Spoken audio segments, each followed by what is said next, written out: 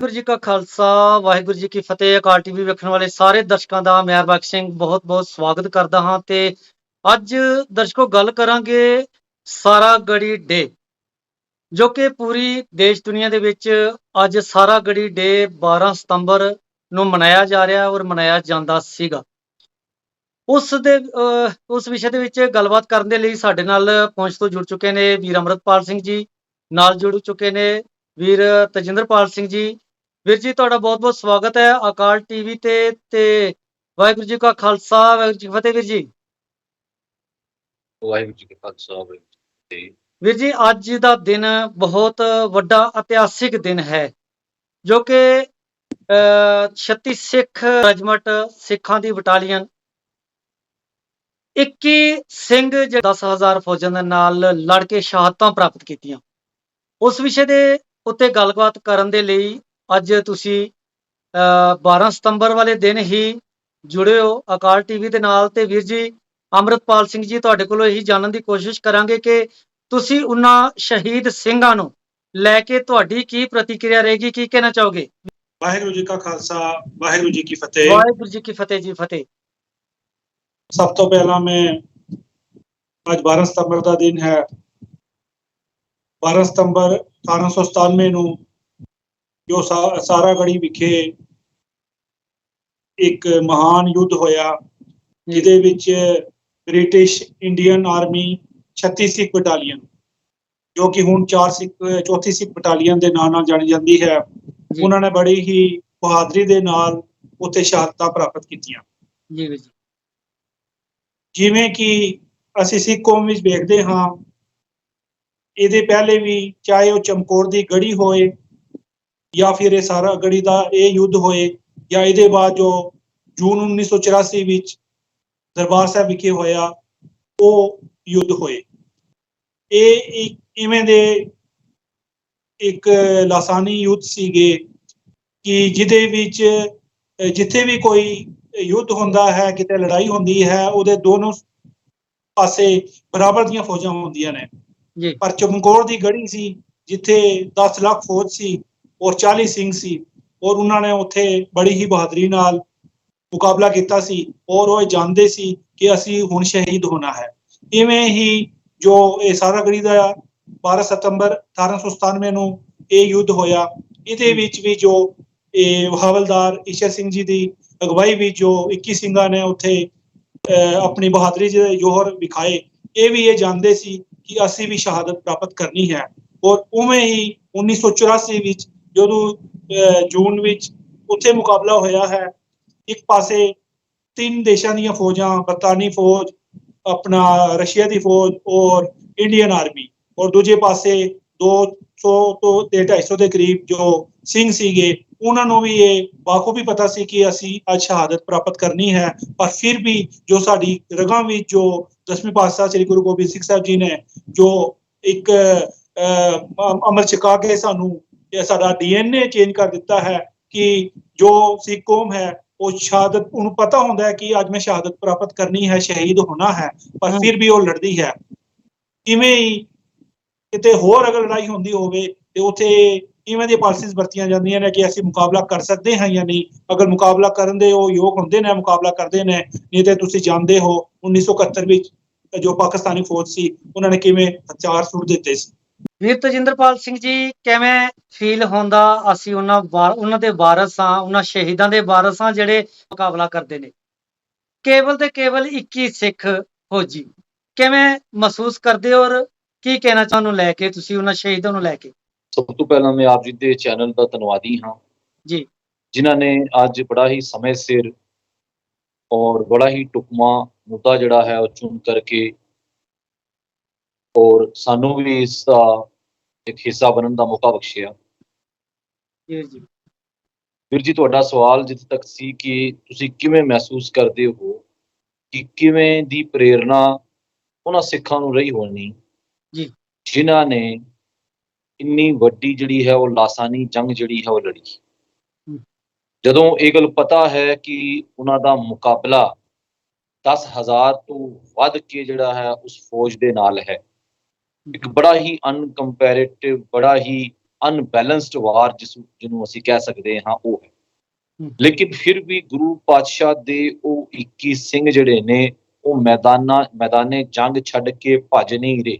ਹਾਲਾਂਕਿ ਉਹਨਾਂ ਦੇ ਕੋਲ ਆਪਸ਼ਨ ਨੇ, ਬ੍ਰਿਟਿਸ਼ ਗਵਰਨਮੈਂਟ ਉਹਨਾਂ ਨੂੰ ਜਿਹੜਾ ਹੈ ਉਹ ਬਾਰ-ਬਾਰ ਇਹ ਸੁਨੇਹਾ ਦੇ ਰਹੀ ਹੈ ਕਿ ਤੁਸੀਂ ਕਿਲਾ ਛੱਡ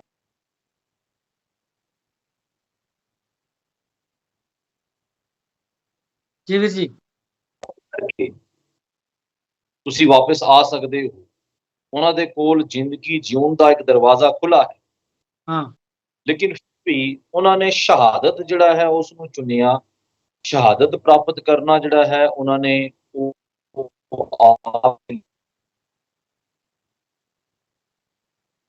ਇਸ ਦੇ ਵਿੱਚ ਜੋ ਟਰੂ ਪ੍ਰੇਰਨਾ ਹੈ, ਜੋ ਸੱਚੀ ਅਸੀਂ ਇੰਸਪੀਰੇਸ਼ਨ ਕਹਿ ਲਈਏ, ਅਗਰ ਸਿੱਖ ਨੂੰ ਕਿਤੇ ਮਿਲਦੀ ਹੈ ਉਹ ਆਪਣੇ ਇਤਿਹਾਸ ਤੋਂ ਮਿਲਦੀ ਹੈ। ਜਿਵੇਂ ਕਿ ਵੀਰ ਜੀ ਨੇ ਵੀ ਜ਼ਿਕਰ ਕੀਤਾ ਜੀ, ਅਸੀਂ ਚਮਕੌਰ ਸਾਹਿਬ ਦੀ ਜੰਗ ਦਾ ਜ਼ਿਕਰ ਕਰੀਏ ਤੇ ਦੁਨੀਆ ਦੇ ਵਿੱਚ ਮੈਂ ਸਮਝਦਾ ਹਾਂ ਉਸ ਤੋਂ ਵੱਡੀ ਅਨਬੈਲੈਂਸਡ ਵਾਰ ਔਰ ਉਸ ਤੋਂ ਵੱਡੀ ਜਿਹੜੀ ਹੈ ਉਹ ਅਨਕੰਪੈਰੇਟਿਵ ਵਾਰ ਜਿਹੜੀ ਹੈ ਉਹ ਦੁਨੀਆ ਦੇ ਵਿੱਚ ਨਹੀਂ। ਜਦੋਂ ਗੁਰੂ ਪਾਤਸ਼ਾਹ ਦੇ ਉਹ ਮਰਜੀਵੜੇ 40 ਸਿੰਘ ਜਿਹੜੇ ਨੇ, ਕੇਵਲ 40, ਉਹਨਾਂ ਦਾ ਮੁਕਾਬਲਾ 10 ਲੱਖ ਤੋਂ ਵੱਧ ਕਰਕੇ ਜਿਹੜੀ ਫੌਜ ਹੈ, ਮੁਗਲ ਫੌਜ, ਪਹਾੜੀ ਰਾਜਿਆਂ ਦੀ ਫੌਜ, ਉਹਨਾਂ ਦੇ ਨਾਲ।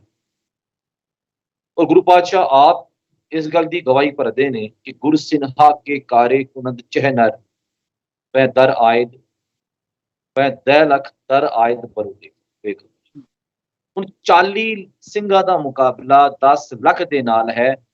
ਪਤਾ ਹੈ ਜਾਮੇ ਸ਼ਹਾਦਤ ਪ੍ਰਾਪਤ ਕਰਨੀ ਹੈ, ਲੇਕਿਨ ਫਿਰ ਵੀ ਗੁਰੂ ਸਿੰਘ ਦਾ ਉਹ ਨਿਸ਼ਚਾ ਜਿਹੜਾ ਹੈ ਕਿ ਪੁਰਜਾ ਪੁਰਜਾ ਕਟ ਮਰੋ ਕਬੂ ਨਾ ਛਾੜੈ ਖੇਤ, ਗਗਨ ਦਮਾਮਾ ਬਾਜਿਓ ਪਰਿਓ ਨਿਸ਼ਾਨਾ ਹੈ ਕਾਓ, खेत जो मांडे सूरमा अब जूझन को दाओ, पूरा सो पहचानी है जो लड़े दीन के हेत, पुरजा पुरजा कट मरै कबू ना छाड़ा है। हुण गुरु पातशाह दे इस फरमान ते पैरा दिंदियां होइयां, इस सच्चे पर फरमान ते पैरा दिंदियां होइयां उन्हां सिंघां ने और केवल एक सरकार दी नौकरी नहीं, एक प्रेरणा है अपने इतिहास को, एक प्रेरणा है और एक गुरु पातशाह के सिद्धांत ते पहरा दिता। उन्होंने सिर्फ एक ब्रिटिश गवर्नमेंट की नौकरी नहीं की, उन्होंने अपने जिहड़ा है सिद्धांत ते पहरा दिता, गुरु पातशाह के वचनां ते पहरा दिता, अपने इतिहास ते पहरा दिंदियां होइयां जिहड़ा है वो इस नूं निभाउण दा यतन कीता और अपने स्वास्थ्य दे नाल जिहड़ा है वो अपनी उस ड्यूटी नूं निभाया। और फिर मैं एक गल होर कह करके आप जी तो खेमा दा जाचक होवां कि उत्थे वेखिए कि वो धरती है, वो गुलिस्तान दा किला, वो लोकहाड़ दा किला अते वो सारागढ़ी दा वो किला, जिस इलाके ते जिहड़ा है किसे वेले सरकारे खालसा, जिस इलाके दे विच किसे वेले जिहड़ा है हरी सिंह नलूआ जी जिहड़ा है उन्होंने स्थापित किया, उत्थे उन्हां दा राज हुंदा सी। उस इलाके नूं इस चीज़ नूं भी फील करदिआं होइआं उन्हां मरजीवड़िया सिंघां ने जिहड़ा है वो जामे शहादत उत्ते प्राप्त की। और इसकी मिसाल सानू जिहड़ी है सिख इतिहास तो इलावा अगर चमकौर साहब की या सिख इतिहास दे विच जिन्नियां लासानियां शहादतां होईयां ने ते जिन्नियां लासानियां जंगां होईयां ने उन्हां नूं अगर असीं छड्ड दईए ते किते तवारीख दे विच किसे संसार दे किसे भी इतिहास दे विच सानू उहदे विच दूजी एग्जाम्पल इदां दी जिहड़ी है अनबैलेंस्ड वार दी दूजी एग्जाम्पल सानू किते भी नहीं मिलती। ते इह प्रेरणा जिहड़ी है वो मैं मनदा हां इह गुरु पातशाह दी रहमत है। एक इतिहास वीर अमृतपाल सिंह जी जिस तरीके दे नाल वीर तजिंदरपाल सिंह जी बड़े विस्तार दे नाल समझा रहे सन कि एक पासे 40 सिंह ते एक पासे 10 लाख दी फौज, किड्डा वड्डा साका ते किड्डा वड्डा जिकरा जड़े ओ गढ़ी नूं संभाल के बैठे न। ते अज गल हो रही सी एक फीलिंग दी, जिस तरीके दे नाल बड़े विस्तार दे नाल फीलिंग दे बारे वीर जी ने तजिंदरपाल सिंह जी ने समझाया है। अज दी नवीं पीढ़ी नूं इस इतिहास के बारे तुसी की चानना पाओगे? वीर अमृतपाल सिंह जी थोड़ा जिहा नवीं पीढ़ी नूं तुसी जागरूक करो और इन्हां नूं दसो कि किस तरीके दे साडे पूर्वज सन, साडे सिंह सन, किदां लड़ाइयां लड़ियां ने उन्हां ने, की कहना चाहोगे इहदे बारे? हाँ जी वीर जी, इतिहास बारे तुसी पूछा है कि इतिहास नाल जुड़ना चाहती है या नहीं जुड़ना चाहती, ਦੇਖੋ ਇਹ ਤਾਂ ਇੱਕ ਬਹੁਤ ਹੀ ਪਲਾਨਿੰਗ ਨਾਲ ਜੋ ਸਾਡੀ ਸਿੱਖ ਕੌਮ ਨੂੰ ਜੋ ਸਿੱਖ ਨਵੀਂ ਪੀੜ੍ਹੀ ਹੈ ਉਹਨੂੰ ਇਤਿਹਾਸ ਦੇ ਨਾਲੋਂ ਤੋੜਿਆ ਜਾ ਰਿਹਾ ਹੈ, ਤੋੜਿਆ ਜਾ ਚੁੱਕਾ ਹੈ। ਜੀ ਜੀ ਦੀ ਗ੍ਰੇਟ ਅਕਬਰ ਅਸੀਂ ਪੜ੍ਹਦੇ ਹਾਂ, ਪਰ ਇਹ ਸਾੜਾਗੜੀ ਦਾ ਜੋ ਸਾਕਾ ਹੈ, ਇਹ ਜੋ ਯੁੱਧ ਹੈ, ਇਹ ਕਿਸੇ ਵੀ ਸਾਨੂੰ ਕਿਤਾਬ ਵਿੱਚ ਪੜ੍ਹਨ ਨੂੰ ਨਹੀਂ ਮਿਲਦਾ। ਈਵਨ ਕਿ ਮੈਂ ਸੁਣਿਆ ਹੈ ਕਿ ਬ੍ਰਿਟਿਸ਼ ਜੋ ਉੱਥੇ ਦੇ ਸਕੂਲ ਨੇ ਉਹ ਇਸ ਦੇ ਬਾਰੇ ਪੜ੍ਹਾਉਂਦੇ ਨੇ। ਦੂਜੀ ਗੱਲ, ਇੱਥੇ ਜੋ ਸਾਡੇ ਭਾਰਤ ਵਿੱਚ ਸਾਡੀ ਸਿੱਖ ਕੌਮ ਨੂੰ ਇਤਿਹਾਸ ਨਾਲੋਂ ਤੋੜਿਆ ਜਾ ਚੁੱਕਾ ਹੈ, ਤਾਂ ਕਿ ਪਹਿਲਾਂ ਦੇਖੋ ਅਸੀਂ ਆਪਣੀ ਮਾਂ ਬੋਲੀ ਤੋਂ ਟੁੱਟਦੇ ਜਾ ਰਹੇ ਹਾਂ। ਉਹਦੇ ਵਿੱਚ ਮੈਂ ਆਪਣੀ ਸਿੱਖ ਕੌਮ ਦਾ ਹੀ ਇਹਨਾਂ ਦੀ ਹੀ ਮੈਂ ਇਹ ਸਮਝਦਾ ਹਾਂ ਕਮਜ਼ੋਰੀ ਹੈ ਕਿ ਅਗਰ ਸਾਨੂੰ ਸਕੂਲਾਂ ਵਿੱਚ ਗੁਰਮੁਖੀ ਨਹੀਂ ਪੜ੍ਹਾਈ ਜਾਂਦੀ, ਪਰ ਸਾਨੂੰ ਜੋ ਸਾਡੇ ਘਰ ਵਿੱਚ ਤੇ ਅਸੀਂ ਗੁਰਮੁਖੀ ਪੜ੍ਹ ਸਕਦੇ ਹਾਂ, ਗੁਰਮੁਖੀ ਨਾਲ ਜੁੜ ਸਕਦੇ ਹਾਂ। ਪਹਿਲੇ ਸਾਡੀ ਪੰਜਾਬੀ ਮਾਂ ਬੋਲੀ ਨੂੰ ਖਤਮ ਕੀਤਾ ਗਿਆ ਤਾਂ ਕਿ ਅਸੀਂ ਆਪਣੇ ਇਤਿਹਾਸ ਨਾਲ ਨਾ ਜੁੜ ਸਕੀਏ। ਅਗਰ ਅਸੀਂ ਆਪਣੇ ਇਤਿਹਾਸ ਨਾਲ ਨਹੀਂ ਜੁੜਾਂਗੇ, ਅਗਰ ਮਾਂ ਬੋਲੀ ਨੂੰ ਹੀ ਅਸੀਂ ਪੰਜਾਬੀ ਹੀ ਪੜ੍ਹਨਾ ਨਹੀਂ ਜਾਣਾਂਗੇ, ਅਸੀਂ ਨਾ ਹੀ ਇਤਿਹਾਸ ਨਾਲ ਜੁੜ ਸਕਦੇ ਹਾਂ, ਨਾ ਹੀ ਅਸੀਂ ਆਪਣੇ ਧਾਰਮਿਕ ਜੋ ਆਪਣਾ ਨਿਤਨੇਮ ਹੈ ਜਾਂ ਜੋ ਵੀ ਅਸੀਂ ਆਪਣਾ ਕਰਨਾ ਹੈ ਉਹ ਕੁਝ ਨਹੀਂ ਕਰ ਸਕਦੇ। ਉਸ ਦੀ ਇਹ ਪ੍ਰੀ ਪਲਾਨਿੰਗ ਸੀਗੀ ਪੰਜਾਬੀ ਨੂੰ ਖਤਮ ਕਰ ਦਿੱਤਾ ਜਾਵੇ ਔਰ ਇਤਿਹਾਸ ਨਾਲ ਨੂੰ ਤੋੜ ਦਿੱਤਾ ਜਾਵੇ। ਦੂਜਾ, ਅਸੀਂ ਸਮਝਦੇ ਹਾਂ ਕਿ ਕਹਿੰਦੇ ਨੇ ਕਿ 1947 ਵਿੱਚ ਹੀ ਸਿੱਖ ਕੌਮ ਨੂੰ ਜਰਾਇਮ ਪੇਸ਼ਾ ਕੌਮ ਕਰ ਦਿੱਤਾ ਗਿਆ। ਉਹਦੇ ਬਾਅਦ ਇਹਨਾਂ ਦੀ ਪਲਾਨਿੰਗ ਸ਼ੁਰੂ ਹੋ ਗਈ ਕਿ ਜੋ ਇਹ ਦੇਖੋ 1947 ਮੈਂ ਕਹਿੰਦਾ ਉਹਦੇ ਪਹਿਲੇ ਹੀ ਇਹਨਾਂ ਦੀ ਪਲਾਨਿੰਗ ਸੀ ਕਿ ਜੋ ਪੰਜਾਬ ਸੀਗਾ, ਪੰਜਾਬ ਇਹਨਾਂ ਨੂੰ ਪਤਾ ਸੀ ਕਿ ਅਗਰ ਇਕੱਠਾ ਹੋਏਗਾ ਤੇ ਇਹ ਪੰਜਾਬ ਦੇ ਉਹ ਲੋਕੀ ਨੇ, ਉਹ ਯੋਧੇ ਨੇ ਕਿ ਇਹਨਾਂ ਨੇ ਹੱਕ ਸੱਚ ਦੀ ਗੱਲ ਕਰਨੀ ਹੈ। ਇਹਨਾਂ ਨੇ ਉਦੋਂ ਹੀ ਪੰਜਾਬ ਦੇ 2 ਹਿੱਸੇ ਕਰ ਦਿੱਤੇ ਔਰ ਅੱਧੇ ਤੋਂ ਜ਼ਿਆਦਾ ਪੰਜਾਬ ਪਾਕਿਸਤਾਨ ਵਿੱਚ ਚਲਾ ਗਿਆ। ਉੱਥੇ ਹੀ ਇਹਨਾਂ ਦਾ ਪਹਿਲਾ ਹਮਲਾ ਸੀ। ਉਹਦੇ ਬਾਅਦ ਇਹਨਾਂ ਨੇ ਪੰਜਾਬ ਵਿੱਚ ਨਸ਼ਲਕੁਸ਼ੀ ਕਰਨਾ ਸ਼ੁਰੂ ਕਰ ਦਿੱਤੀ, ਜੋ ਕਿ ਬਹੁਤ ਵੱਡੀ 84 ਤੋਂ ਲੈ ਕੇ 92-93 ਤੱਕ ਨਸ਼ਲਕੁਸ਼ੀ ਹੁੰਦੀ ਰਹੀ। ਪਰ ਮੈਂ ਸਮਝਦਾ ਹਾਂ ਕਿ ਅੱਜ ਲੋਕੀ ਸਮਝਦੇ ਨੇ ਕਿ 84 ਤੋਂ 92 ਦਾ ਜੋ ਦੌਰ ਸੀ ਉਹ ਪੰਜਾਬ ਵਿੱਚ ਨਸ਼ਲਕੁਸ਼ੀ ਹੋਈ ਹੈ, ਉਹਦੇ ਬਾਅਦ ਠੀਕ ਹੋ ਗਿਆ ਹੈ ਉੱਥੇ ਮਾਹੌਲ, ਪਰ ਐਵੇਂ ਦਾ ਕੋਈ ਕੁਝ ਨਹੀਂ ਹੈ। ਉਹਦੇ ਬਾਅਦ ਵੀ ਨਸ਼ਲਕੁਸ਼ੀ ਅੱਜ ਤੱਕ ਹੋ ਰਹੀ ਹੈ। ਉਹਦੇ ਬਾਅਦ ਇਹਨਾਂ ਨੇ ਜੋ ਸਾਡਾ ਲੱਚਰਪੁਣਾ ਸੀ, ਇਹ ਗਾਣੇ ਵਗੈਰਾ ਸੀ, ਇਹਨਾਂ ਨੇ ਇਵੇਂ ਦੀ ਪਲਾਨਿੰਗ ਕੀਤੀ ਕਿ ਸਿੰਗਰਸ ਵਗੈਰਾ ਪ੍ਰਮੋਟ ਕੀਤੇ ਔਰ ਇਹਨਾਂ ਨੇ ਇਵੇਂ ਦੇ ਗਾਣੇ ਗੰਦੇ ਗਵਾਣੇ ਸ਼ੁਰੂ ਕਰ ਦਿੱਤੇ ਕਿ ਜੋ ਸਿੰਘ ਦੂਜਿਆਂ ਦੀਆਂ ਧੀਆਂ ਭੈਣਾਂ ਗਜਨੀ ਦੇ ਬਾਜ਼ਾਰਾਂ ਤੋਂ ਛੁੜਾ ਕੇ ਲਿਆਂਦੇ ਸੀ ਔਰ ਉਹਨਾਂ ਨੂੰ ਘਰ ਭੇਜਦੇ ਸੀ। ਜੇ ਸਾਡੇ ਸਿੰਗਰ ਨੇ, ਸਾਰਿਆਂ ਨੂੰ ਮੈਂ ਨਹੀਂ ਕਹਿੰਦਾ, ਪਰ ਮੈਕਸੀਮਮ ਜੋ ਸਿੰਗਰ ਨੇ ਸਾਡੀ ਧੀਆਂ ਭੈਣਾਂ ਤੇ ਉਹ ਗੰਦੇ ਗਾਣੇ ਗਾਉਂਦੇ ਨੇ। ਉਹ ਵੀ ਇੱਕ ਸਾਡੇ ਤੇ ਹਮਲਾ ਸੀ। ਉਹਦੇ ਬਾਅਦ ਨਸ਼ਿਆਂ ਦਾ ਜੋ ਇਹਨਾਂ ਨੇ ਪੰਜਾਬ ਵਿੱਚ ਖਾਸ ਕਰਕੇ ਇੱਕ ਦਰਿਆ ਵਗਾਇਆ ਹੈ, ਉਹ ਵੀ ਇਹ ਸਾਡੇ ਤੇ ਹਮਲਾ ਹੈ ਕਿ ਇਹਨਾਂ ਨੂੰ ਅਗਰ ਗੋਲੀ ਨਾਲ ਮਾਰ ਕੇ ਅਸੀਂ ਨਹੀਂ ਮੁਕਾ ਸਕਦੇ ਤੇ ਇਹਨਾਂ ਨੂੰ ਨਸ਼ਿਆਂ ਵਿੱਚ ਗਲਤਾਨ ਕਰ ਦਿਓ। ਉਹ ਨਸ਼ਿਆਂ ਵਿੱਚ ਹੀ ਉਹ ਤੁਸੀਂ ਦੇਖ ਰਹੇ ਹੋ ਕਿ ਅੱਜ ਵੀ ਸਾਡੇ ਪੰਜਾਬ ਵਿੱਚ ਜੋ ਨਸ਼ੇ ਦੇ ਖਿਲਾਫ ਬੋਲਦਾ ਹੈ ਉਹਨੂੰ ਚੁੱਕ ਕੇ ਜੇਲ੍ਹ ਵਿੱਚ ਪਾ ਦਿੱਤਾ ਜਾਂਦਾ ਹੈ। ਉਹਦੀ ਬਹੁਤ ਵੱਡੀ ਐਗਜ਼ਾਮਪਲ ਹੈ ਕਿ ਭਾਈ ਅਮਰਪਾਲ ਸਿੰਘ ਜੀ ਆਏ ਸੀ ਪੰਜਾਬ ਵਿੱਚ, ਉਹ ਕੀ ਕਰ ਰਹੇ ਸੀ? ਅੰਮ੍ਰਿਤ ਛਕਾ ਰਹੇ ਸੀ ਔਰ ਨਸ਼ਿਆਂ ਤੋਂ ਜੋ ਨਵੀਂ ਪੀੜ੍ਹੀ ਸੀ ਉਹਨੂੰ ਦੂਰ ਕਰ ਰਹੇ ਸੀ, ਨਸ਼ਿਆਂ ਤੋਂ ਜਾਗਰੂਕ ਕਰ ਰਹੇ ਸੀ, ਪਰ ਉਹਨਾਂ ਨੂੰ ਜੇਲ੍ਹ ਵਿੱਚ ਬੰਦ ਕਰ ਦਿੱਤਾ ਗਿਆ। ਇਸ ਲਈ ਸਿੱਖ ਕੌਮ ਤੇ ਹਮਲੇ ਹੁੰਦੇ ਆਏ ਨੇ ਔਰ ਹੋ ਰਹੇ ਨੇ। ਇਸ ਲਈ ਸਿੱਖ ਕੌਮ ਨੂੰ ਜਾਗਰੂਕ ਹੋਣਾ ਪਵੇਗਾ ਕਿ ਜਿਵੇਂ ਦੇ ਵੀ ਇਹ ਜੋ ਰਾਜਨੀਤਿਕ ਜੋ ਹਮਲੇ ਹੋ ਰਹੇ ਨੇ ਸਿੱਖ ਕੌਮ ਨੂੰ ਖਤਮ ਕਰਨ ਲਈ, ਸਿੱਖ ਕੌਮ ਤਾਂ ਖਤਮ ਨਹੀਂ ਹੋ ਸਕਦੀ, ਪਰ ਜੋ ਹਮਲੇ ਹੋ ਰਹੇ ਨੇ ਉਹਨਾਂ ਦਾ ਮੁਕਾਬਲਾ ਕਰਨ ਲਈ ਸਿੱਖ ਕੌਮ ਨੂੰ ਜਾਗਰੂਕ ਹੋਣਾ ਪਵੇਗਾ। ਔਰ ਮੈਂ ਸਮਝਦਾ ਹਾਂ ਧੰਨ ਸ੍ਰੀ ਗੁਰੂ ਗੋਬਿੰਦ ਗ੍ਰੰਥ ਸਾਹਿਬ ਜੀ ਦੇ ਨਾਲ ਸਾਨੂੰ ਜੁੜ ਕੇ ਉਹਨਾਂ ਤੋਂ ਸੇਧ ਲੈ ਕੇ, ਨਾ ਕਿ ਕਿਸੇ ਦੇਹਧਾਰੀ ਤੋਂ ਸੇਧ ਲੈ ਕੇ, ਮਹਾਰਾਜ ਸਾਹਿਬ ਤੋਂ ਸੇਧ ਲੈ ਕੇ ਸਾਨੂੰ ਆਪਣਾ ਜੀਵਨ ਢਾਲਣਾ ਪਵੇਗਾ, ਤਾਂ ਹੀ ਅਸੀਂ ਇਵੇਂ ਦੇ ਹਮਲਿਆਂ ਤੋਂ ਬਚ ਸਕਦੇ। ਅਮਰਪਾਲ ਸਿੰਘ ਜੀ, ਮੈਂ ਸਮਾਂ ਥੋੜਾ ਜਿਹਾ ਤੁਹਾਡਾ ਹੋਰ ਲੈਣਾ ਚਾਹਾਂਗਾ ਇੱਥੇ। ਜਿੱਥੇ ਤੁਸੀਂ ਪੰਜਾਬੀ ਮਾਂ ਬੋਲੀ ਦੀ ਗੱਲ ਕੀਤੀ ਹੈ, ਉੱਥੇ ਅਕਸਰ ਅਸੀਂ ਵੇਖਦੇ ਹਾਂ ਕਿ ਜਿੱਥੇ ਮਾਵਾਂ ਆਪਣੇ ਬੱਚਿਆਂ ਨੂੰ ਕਿਸੇ ਹੋਰ ਬੋਲੀ ਦੇ ਨਾਲ ਹੀ ਜੋੜਦੀਆਂ ਪਈਆਂ ਨੇ, ਜ਼ਿਆਦਾ ਉਹਨਾਂ ਨੂੰ ਅੰਗਰੇਜ਼ਾਂ ਦੀ ਬੋਲੀ ਤੇ ਵੇਖਿਆ ਜਾਂਦਾ ਹੈ ਕਿ ਪੰਜਾਬੀ ਘਰਾਂ ਦੇ ਵਿੱਚ ਵੀ ਨਹੀਂ ਬੋਲੀ ਜਾਂਦੀ ਹੈ।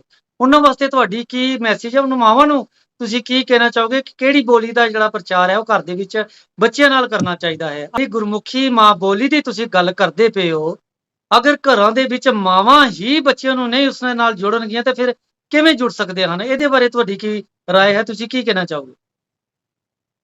ਹਾਂਜੀ ਬਿਲਕੁਲ ਵੀਰ ਜੀ, ਇਵੇਂ ਇਸ ਤਰਫ ਕਿਸੇ ਦਾ ਧਿਆਨ ਹੀ ਨਹੀਂ ਹੈ। ਮੈਂ ਨਾਮ ਨਹੀਂ ਲਵਾਂਗਾ, ਪਰ ਮੈਂ ਸਿੱਖ ਆਗੂ ਜੋ ਸਾਡੇ ਸਿੱਖ ਆਗੂ ਨੇ ਉਹਨਾਂ ਦੇ ਘਰਾਂ ਵਿੱਚ ਵੀ ਬੱਚਿਆਂ ਨਾਲ ਹਿੰਦੀ ਬੋਲੀ ਜਾਂਦੀ ਹੈ।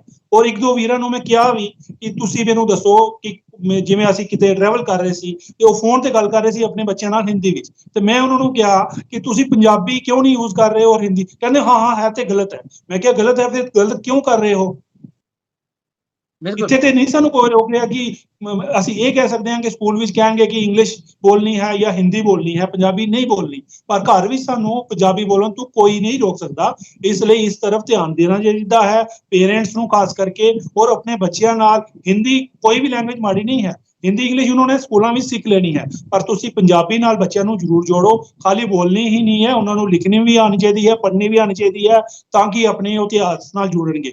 ਜੋ ਬੱਚਾ ਅਗਰ ਸ਼ੁਰੂ ਤੋਂ ਗੁਰੂ ਘਰ ਨਾਲ ਜੁੜਿਆ ਹੋਵੇਗਾ, ਆਪਣੀ ਪਾਠ ਪੂਜਾ ਕਰਦਾ ਹੋਵੇਗਾ, ਉਹ ਅਗਰ ਕਿ ਉਹਨੂੰ ਕੋਈ ਹੋਰ ਕਿਤੇ ਕਨਵਿੰਸ ਕਰਨਾ ਚਾਹੇਗਾ ਕਿਸੇ ਹੋਰ ਧਰਮ ਵਿੱਚ ਜਾਂ ਹੋਰ ਕਿਸੇ ਪਾਸੇ, ਤੇ ਉਹ ਅੱਗੇ ਉਹਦੇ ਕਹਿਣ ਤੇ ਨਹੀਂ ਚਲੇਗਾ।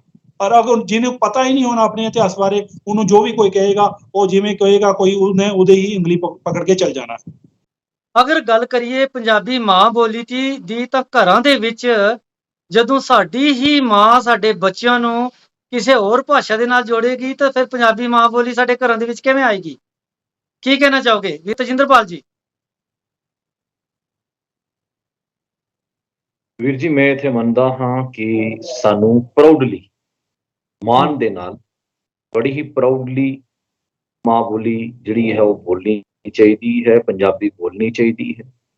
ਔਰ ਮੈਂ ਵੇਖਿਆ ਹੈ, ਮੈਂ ਐਸੇ ਸੈਕਟਰਸ ਦੇ ਵਿੱਚ ਗਿਆ ਜਿੱਥੇ ਬੜੇ ਘੱਟ ਲੋਕੀ ਜਿਹੜੇ ਨੇ ਉਹ ਪੰਜਾਬੀ ਜਾਣਦੇ ਨੇ ਜਾਂ ਬੋਲਦੇ ਨੇ, ਲੇਕਿਨ ਫਿਰ ਵੀ ਅਗਰ ਮੈਂ ਐਗਜ਼ਾਮਪਲ ਦੇਵਾਂ ਕਿ ਕਸ਼ਮੀਰ ਦੇ ਵਿੱਚ ਜਾ ਕਰਕੇ ਜਦੋਂ ਮੈਂ ਉਹਨਾਂ ਦੇ ਨਾਲ ਪੰਜਾਬੀ ਦੇ ਵਿੱਚ ਗੱਲ ਕੀਤੀ, ਤੁਸੀਂ ਯਕੀਨ ਮੰਨੋ ਕਿ ਉਹ ਲੋਕ ਬਹੁਤ ਖੁਸ਼ ਹੋਏ।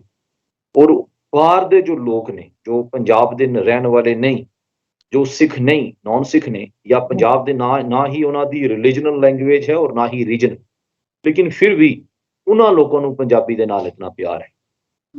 ਜਦੋਂ ਅਸੀਂ ਉਹਨਾਂ ਦੇ ਨਾਲ ਪੰਜਾਬੀ ਦੇ ਵਿੱਚ ਵਾਰਤਾਲਾਪ ਕੀਤੀ, ਸਾਡੀ ਕਨਵਰਸੇਸ਼ਨ ਉਹਨਾਂ ਨਾਲ ਜਿਹੜੀ ਹੈ ਜਦੋਂ ਪੰਜਾਬੀ ਦੇ ਵਿੱਚ ਹੋਈ, ਔਰ ਮੈਂ ਵੇਖਿਆ ਕਿ ਉਹਨਾਂ ਨੇ ਸਾਨੂੰ ਜਿਹੜਾ ਹੈ ਉਹ ਬੜਾ ਐਪਰੀਸ਼ੀਏਟ ਕੀਤਾ। ਔਰ ਉਹਨਾਂ ਨੇ ਇਹ ਕਿਹਾ ਕਿ ਤੁਸੀਂ ਪੰਜਾਬੀ ਬੋਲੋ, ਸਾਨੂੰ ਪੰਜਾਬੀ ਬਹੁਤ ਪਸੰਦ ਹੈ। ਔਰ ਜਦੋਂ ਬਾਹਰ ਦੇ ਲੋਕੀ ਜਿਹੜੇ ਨੇ, ਜੋ ਸਾਡੀ ਲੈਂਗੁਏਜ ਦੇ ਨਾਲ ਜਿਨ੍ਹਾਂ ਦਾ ਕੋਈ ਬਹੁਤ ਜਿਹੜਾ ਹੈ ਉਹ ਲੈਣਾ ਦੇਣਾ ਉਹਨਾਂ ਦਾ ਨਹੀਂ, ਲੇਕਿਨ ਉਹਨਾਂ ਨੂੰ ਅਗਰ ਸਾਡੀ ਲੈਂਗੁਏਜ ਦੀ ਜਿਹੜਾ ਹੈ ਉਹ ਵੈਲਿਊ ਦੀ ਇੰਨੀ ਸਮਝ ਆ ਰਹੀ ਹੈ, ਇੰਨੀ ਪਸੰਦ ਆ ਰਹੀ ਹੈ, ਤਾਂ ਮੈਂ ਇਹ ਸਾਡੀ ਇੱਕ ਤਰਾਸ਼ਦੀ ਵੀ ਸਮਝਦਾ ਹਾਂ। ਔਰ ਬੜੀ ਅਫਸੋਸਜਨਕ ਗੱਲ ਹੈ ਕਿ ਸਾਡੇ ਘਰਾਂ ਦੇ ਵਿੱਚ ਜਾਂ ਅਸੀਂ ਆਪਣੇ ਸਮਾਜ ਦੇ ਵਿੱਚ, ਜਾਂ ਖਾਸ ਕਰਕੇ ਜਿਵੇਂ ਜੰਮੂ ਕਸ਼ਮੀਰ ਦੀ ਗੱਲ ਨਾ ਕਰਾਂ ਕਿਉਂਕਿ ਬੜੀ ਪ੍ਰਾਊਡਲੀ ਜਿਹੜਾ ਹੈ ਉਹ ਲੋਕੀ ਇੱਥੇ ਪੰਜਾਬੀ ਬੋਲਦੇ ਨੇ, ਮੰਨਦੇ ਨੇ ਇੱਥੇ ਪੰਜਾਬੀ ਨੂੰ, ਲੇਕਿਨ ਫਿਰ ਵੀ ਪੰਜਾਬ ਦੇ ਅੰਦਰ ਇਹ ਚੀਜ਼ ਮੈਨੂੰ ਦੇਖਣ ਨੂੰ ਮਿਲੀ ਹੈ। ਉੱਥੇ ਸਕੂਲਾਂ ਦੇ ਵਿੱਚ ਬੱਚਿਆਂ ਨੂੰ ਔਰ ਘਰਾਂ ਦੇ ਵਿੱਚ ਵੀ ਜਿਹੜਾ ਹੈ ਉਹ ਮਾਵਾਂ ਵੀ ਅੱਜ ਕੱਲ੍ਹ ਜਿਹੜਾ ਹੈ ਥੋੜਾ ਜਿਹਾ ਪਤਾ ਨਹੀਂ ਕਿਉਂ ਇੱਕ ਟ੍ਰੈਂਡ ਜਿਹੜਾ ਹੈ ਉਹਨਾਂ ਨੂੰ ਲੱਗ ਰਿਹਾ ਹੈ ਕਿ ਪੰਜਾਬੀ ਬੋਲਣ ਵਾਲਾ ਮਾਡਰਨ ਨਹੀਂ ਹੋ ਸਕਦਾ। ਇੱਕ ਬੜੀ ਘਾਟ ਹੈ। ਔਰ ਇਹਦੇ ਤੇ ਇੱਕ ਬਹੁਤ ਵੱਡਾ ਸੈਮੀਨਾਰ ਅਸੀਂ ਯਤਨ ਕਰੀਏ। ਮੈਂ ਅਪੀਲ ਕਰਾਂਗਾ ਸਾਰੀ ਸੰਗਤ ਨੂੰ ਕਿ ਅਸੀਂ ਵੇਖੀਏ, ਵੀਰ ਗਗਨਦੀਪ ਸਿੰਘ ਜੀ ਰਹਿਣ ਵਾਲੇ ਨੇ ਕਤਲਾਨ ਦੇ, ਉਹਨਾਂ ਨੇ ਜਿਹੜਾ ਹੈ ਉਹ ਸਪੈਨਿਸ਼ ਭਾਸ਼ਾ ਔਰ ਕਤਲਾਨ ਭਾਸ਼ਾ ਦੇ ਵਿੱਚ ਬਹੁਤ ਵੱਡਾ ਕੰਮ ਕੀਤਾ ਹੈ। ਔਰ ਉਹ ਪੰਜਾਬੀ ਦੇ ਵਿੱਚ ਬਹੁਤ ਵੱਡਾ ਜਿਹੜਾ ਹੈ ਉਹਨਾਂ ਨੇ ਸਾਹਿਤ ਜਿਹੜਾ ਹੈ ਉੱਥੇ ਛਾਪਿਆ ਹੈ। ਉੱਥੋਂ ਦੇ ਲੋਕਾਂ ਨੂੰ ਪੰਜਾਬੀ ਸਿਖਾਉਣ ਦਾ ਯਤਨ ਕੀਤਾ, ਔਰ ਪੰਜਾਬੀ ਮਾਂ ਭਾਸ਼ਾ ਦੇ ਨਾਲ ਕਿਵੇਂ ਪਿਆਰ ਕਰੀਦਾ ਔਰ ਕਿਉਂ ਪਿਆਰ ਕਰਨਾ ਹੈ, ਔਰ ਪੰਜਾਬੀ ਕਿਵੇਂ ਸਾਡੀ ਇੱਕ ਸਿਰਮੌਰ ਭਾਸ਼ਾ ਹੈ, ਉਹ ਉਸ ਤੇ ਬਹੁਤ ਵੱਡਾ ਉਹਨਾਂ ਨੇ ਕੰਮ ਕੀਤਾ ਹੈ। ਮੈਂ ਚਾਹਾਂਗਾ, ਮੈਂ ਅਪੀਲ ਵੀ ਕਰਾਂਗਾ ਕਿ YouTube ਤੇ ਉਹ ਵੀਡੀਓ ਜ਼ਰੂਰ ਉਹਨਾਂ ਦੀ ਜਿਹੜੀ ਹੈ ਉਹ ਅਵੇਲੇਬਲ ਹੋਵੇਗੀ। ਅਸੀਂ ਜ਼ਰੂਰ ਉਹ ਵੀਡੀਓ ਵੇਖੀਏ ਕਿ ਕਿਵੇਂ ਜਿਹੜਾ ਹੈ ਉਹ ਪੰਜਾਬੀ ਦਾ ਇੰਪੈਕਟ ਕੀ ਹੈ, ਗਲੋਬਲ ਲੈਵਲ ਤੇ ਕੀ ਇੰਪੈਕਟ ਹੈ, ਔਰ ਅਸੀਂ ਉਹਨੂੰ ਕਿਸ ਜਿਹੜਾ ਹੈ ਉਹ ਢਹਿੰਦੀ ਕਲਾ ਵੱਲ ਲੈ ਕੇ ਜਾ ਰਹੇ ਹਾਂ, ਲੇਕਿਨ ਉਸਦਾ ਅਸਲ ਦੇ ਵਿੱਚ ਕੀ ਇੰਪੈਕਟ ਹੈ। ਕਿੰਨੀ ਪਿਆਰੀ ਭਾਸ਼ਾ ਹੈ ਇਹ, ਲੇਕਿਨ ਅਸੀਂ ਉਹਨੂੰ ਪਤਾ ਨਹੀਂ ਕਿਉਂ ਇੱਕ ਇਨਫੀਰੀਅਰਿਟੀ ਕੰਪਲੈਕਸ ਸਾਡੇ ਅੰਦਰ ਆ ਰਿਹਾ ਹੈ। ਅਸੀਂ ਸ਼ਾਇਦ ਪੰਜਾਬੀ ਬੋਲਣ ਵਾਲੇ ਨੂੰ ਪੰਜਾਬ ਦੇ ਅੰਦਰ ਜਿਹੜਾ ਹੈ ਉਹ ਬੱਚਿਆਂ ਦੀਆਂ ਮਾਵਾਂ ਜਿਹੜੀਆਂ ਨੇ ਉਹ ਸੋਚ ਰਹੀਆਂ ਨੇ ਕਿਤੇ ਸਾਡਾ ਬੱਚਾ ਅਗਰ ਪੰਜਾਬੀ ਬੋਲਣ ਲੱਗ ਪਿਆ ਤੇ ਉਹਨੂੰ ਪੇਂਡੂ ਮੰਨਿਆ ਜਾਵੇਗਾ ਜਾਂ ਉਹਨੂੰ ਕਿਤੇ ਜਿਹੜਾ ਹੈ ਉਹ ਵੱਡੀ ਜੌਬ ਨਹੀਂ ਮਿਲੇਗੀ। ਲੇਕਿਨ ਅਕਸਰ ਜਿਹੜੀਆਂ ਕੌਮਾਂ ਆਪਣੀ ਮਾਤਰ ਭਾਸ਼ਾ ਤੋਂ ਟੁੱਟ ਜਾਂਦੀਆਂ ਨੇ ਉਹ ਕੁਝ ਵੀ ਅਚੀਵ ਨਹੀਂ ਕਰ ਸਕਦੀ। ਅਸੀਂ ਤਾਰੀਖ ਨੂੰ ਖੋਲ ਕਰਕੇ ਦੇਖੀਏ, ਜਿਹੜੀਆਂ ਵੀ ਕੌਮਾਂ ਜਿਹੜੀਆਂ ਨੇ ਉਹ ਪ੍ਰਾਊਡਲੀ ਆਪਣੀ ਮਾਂ ਭਾਸ਼ਾ ਦੇ ਨਾਲ ਜੁੜੀਆਂ ਰਹਿੰਦੀਆਂ ਨੇ, ਯਕੀਨਨ ਉਹਨਾਂ ਤੇ ਹੀ ਗੁਰੂ ਪਾਤਸ਼ਾਹ ਦੀ ਬਖਸ਼ਿਸ਼ ਹੁੰਦੀ ਹੈ। ਔਰ ਉਹ ਜ਼ਿੰਦਗੀ ਦੇ ਵਿੱਚ ਚਾਹੇ ਉਹ ਅਕੈਡਮਿਕ ਫੀਲਡ ਹੋਵੇ, ਚਾਹੇ ਉਹ ਕੋਈ ਵੀ ਫੀਲਡ ਹੋਵੇ, ਰਾਜਨੀਤਿਕ ਫੀਲਡ ਹੋਵੇ, ਸੋਸ਼ਲ ਫੀਲਡ ਹੋਵੇ, ਇੰਟੈਲੈਕਚੁਅਲ ਫੀਲਡ ਹੋਵੇ, ਉਹ ਹਰ ਫੀਲਡ ਦੇ ਵਿੱਚ ਜਿਹੜਾ ਹੈ ਉਹ ਉਹਨਾਂ ਦਾ ਉਹ ਲੋਹਾ ਸੋ ਸਾਥੀ ਜਰਾ ਸਾਡੇ ਜਿੰਨੇ ਵੀ ਵੇਖਣ ਵਾਲੇ ਨੇ, ਗੱਲ ਤੇ ਅੱਜ ਸਾਰਾਗੜ੍ਹੀ ਸਾਕੇ ਦੇ ਮੁੱਦਾ ਸਾਡਾ ਉਹ ਸੀਗਾ, ਲੇਕਿਨ ਇਹ ਵੀ ਬਹੁਤ ਜ਼ਰੂਰੀ ਸੀ। ਜਦੋਂ ਅਸੀਂ ਆਪਣੀ ਗੁਰਮੁਖੀ, ਆਪਣੀ ਪੰਜਾਬੀ, ਆਪਣੀ ਮਾਂ ਬੋਲੀ ਜਾਣਾਂਗੇ ਤੇ ਤਾਂ ਹੀ ਅਸੀਂ ਇਤਿਹਾਸ ਪੜ੍ਹ ਸਕਦੇ ਹਾਂ, ਇਤਿਹਾਸ ਦੀ ਖੋਜ ਕਰ ਸਕਦੇ ਹਾਂ। ਇਹ ਵੀ ਜ਼ਰੂਰੀ ਸੀਗਾ। 36ਵੀਂ ਬਟਾਲੀਅਨ ਜਿਹੜੀ ਸੀ ਸਿੱਖਾਂ ਦੀ, ਹੁਣ ਅੱਜ ਕੱਲ ਅੰਮ੍ਰਿਤਪਾਲ ਸਿੰਘ ਵੀਰ ਜੀ ਵੀ ਦੱਸ ਚੁੱਕੇ ਹਨ ਕਿ 4 ਸਿੱਖ ਬਟਾਲੀਅਨ ਉਹਦੀ ਤੋੜ ਕੇ ਬਣਾ ਚੁੱਕੇ ਹਨ। 21 ਸਿੱਖ ਜਿਨ੍ਹਾਂ ਨੇ 10,000 ਕਵਾਲੀ ਫੌਜਾਂ ਦੇ ਨਾਲ ਮੁਕਾਬਲਾ ਕੀਤਾ। ਹੌਲਦਾਰ ਈਸ਼ਰ ਸਿੰਘ ਜੀ ਦਾ ਵਿੱਚ ਜ਼ਿਕਰ ਆਉਂਦਾ ਹੈ ਇਤਿਹਾਸ ਦੇ ਵਿੱਚ। ਵੀਰ ਅੰਮ੍ਰਿਤਪਾਲ ਸਿੰਘ ਨੇ ਦੱਸਿਆ ਕਿ ਉਹ ਲੀਡ ਕਰ ਰਹੇ ਸੀ ਇੱਕ ਕੰਪਨੀ ਨੂੰ, ਜਿੱਥੇ ਕਿ ਅੰਤ ਤੱਕ ਉਹਨਾਂ ਨੇ ਲੜਾਈ ਲੜੀ, ਮੋਰਚਾ ਨਹੀਂ ਛੱਡਿਆ ਤੇ ਸ਼ਹਾਦਤਾਂ ਪ੍ਰਾਪਤ ਕੀਤੀਆਂ। ਬਹੁਤ ਹੀ ਇੱਕ ਪ੍ਰਾਊਡ ਫੀਲ ਹੁੰਦਾ, ਅਸੀਂ ਆਪਣੇ ਦਿਲ ਤੇ ਹੱਥ ਰੱਖ ਕੇ ਕਦੀ ਮਹਿਸੂਸ ਕਰੀਏ ਕਿ ਅਸੀਂ ਉਹਨਾਂ ਸਿੱਖਾਂ ਦੇ, ਉਹਨਾਂ ਸ਼ਹੀਦ ਸਿੰਘਾਂ ਦੇ ਵਾਰਸ ਹਾਂ। ਜਿੱਥੇ ਅਸੀਂ ਧੰਨ ਧੰਨ ਸਾਹਿਬ ਸ੍ਰੀ ਗੁਰੂ ਗ੍ਰੰਥ ਸਾਹਿਬ ਜੀ ਨੂੰ ਯਾਦ ਕਰਦੇ ਹਾਂ, ਉਹਨਾਂ ਨੂੰ ਨਕਮਸਤਕ ਹੁੰਦੇ ਹਾਂ, ਅਕਾਲ ਪੁਰਖ ਵਾਹਿਗੁਰੂ ਨੂੰ ਯਾਦ ਕਰਦੇ ਹਾਂ, ਉੱਥੇ ਉਨੀ ਹੀ ਜਗ੍ਹਾ ਸਾਡੇ ਦਿਲਾਂ ਦੇ ਵਿੱਚ ਉਹਨਾਂ ਸ਼ਹੀਦਾਂ ਦੀ ਹੋਣੀ ਚਾਹੀਦੀ ਹੈ। ਇੱਕ ਬੁਨਿਆਦ ਹੈ, ਸਾਡੇ ਕੌਮ ਦੀ ਨੀਂਹ ਹੈ ਇੱਕ ਸ਼ਹੀਦ। ਸਾਨੂੰ ਨਹੀਂ ਭੁੱਲਣਾ ਚਾਹੀਦਾ, ਉਹਨਾਂ ਨੂੰ ਯਾਦ ਰੱਖਣਾ ਚਾਹੀਦਾ। ਸੋ ਵੀਰ ਜੀ ਇੱਥੇ ਹੀ ਸਮਾਪਤ ਕਰਦੇ ਹਾਂ। ਫਿਰ ਮਿਲਾਂਗੇ ਇੱਕ ਨਏ ਮੁੱਦੇ ਦੇ ਨਾਲ, ਅਸੀਂ ਫਿਰ ਸੰਗਤਾਂ ਦੇ ਨਾਲ ਹਾਜ਼ਰ ਹੋਵਾਂਗੇ। ਅੰਮ੍ਰਿਤਪਾਲ ਸਿੰਘ ਜੀ, ਤੇਜਿੰਦਰਪਾਲ ਸਿੰਘ ਜੀ, ਬਹੁਤ ਬਹੁਤ ਧੰਨਵਾਦ ਤੁਹਾਡਾ ਅਕਾਲ ਟੀਵੀ ਦੇ ਨਾਲ ਜੁੜਨ ਦੇ ਲਈ, ਕਿਉਂਕਿ ਪਿਛਲੀ ਵੀਡੀਓ ਨੂੰ, ਤੁਹਾਡੀ ਵੀਡੀਓ ਨੂੰ ਬਹੁਤ ਜ਼ਿਆਦਾ ਸੰਗਤਾਂ ਨੇ ਪਿਆਰ ਦਿੱਤਾ। ਅਸੀਂ ਚਾਹੁੰਦੇ ਹਾਂ ਕਿ ਸੰਗਤਾਂ ਇਸ ਵੀਡੀਓ ਨੂੰ ਵੀ ਜ਼ਿਆਦਾ ਤੋਂ ਜ਼ਿਆਦਾ ਪਿਆਰ ਦੇਣ, ਕਿਉਂਕਿ ਸਾਨੂੰ ਕੁਝ ਨਹੀਂ ਚਾਹੀਦਾ, ਕੋਈ ਸਾਨੂੰ ਪਬਲਿਸਿਟੀ ਨਹੀਂ ਚਾਹੀਦੀ ਹੈਗੀ। ਸਾਨੂੰ ਚਾਹੀਦਾ ਸੰਗਤਾਂ ਦਾ ਪਿਆਰ, ਇਤਿਹਾਸ ਦੇ ਨਾਲ ਜੁੜੀਏ ਤੇ ਜੋੜੀਏ, ਵੱਡੀ ਗੱਲ ਇਹ ਹੈ। ਸੋ ਇੱਥੇ ਹੀ ਸਮਾਪਤ ਕਰਦੇ ਹਾਂ। ਵੀਰ ਅੰਮ੍ਰਿਤਪਾਲ ਸਿੰਘ ਜੀ ਬਹੁਤ ਬਹੁਤ ਧੰਨਵਾਦ। ਅੰਮ੍ਰਿਤਪਾਲ ਸਿੰਘ ਜੀ, ਤੇਜਿੰਦਰਪਾਲ ਸਿੰਘ ਜੀ, ਅਕਾਲ ਟੀਵੀ ਦੇ ਨਾਲ ਜੁੜਨ ਦੇ ਲਈ ਤੁਹਾਡਾ ਬਹੁਤ ਬਹੁਤ ਧੰਨਵਾਦ। ਫਿਰ ਮਿਲਾਂਗੇ ਸੰਗਤ ਜੀ ਦੁਬਾਰਾ ਇੱਕ ਨਈ ਵੀਡੀਓ ਦੇ ਨਾਲ। ਤਬ ਤੱਕ ਦੇ ਲਈ ਸਾਨੂੰ ਦਿਓ ਇਜਾਜ਼ਤ। ਵਾਹਿਗੁਰੂ ਜੀ ਕਾ ਖਾਲਸਾ, ਵਾਹਿਗੁਰੂ ਜੀ ਕੀ ਫਤਿਹ। ਵਾਹਿਗੁਰੂ ਜੀ ਕਾ ਖਾਲਸਾ, ਵਾਹਿਗੁਰੂ।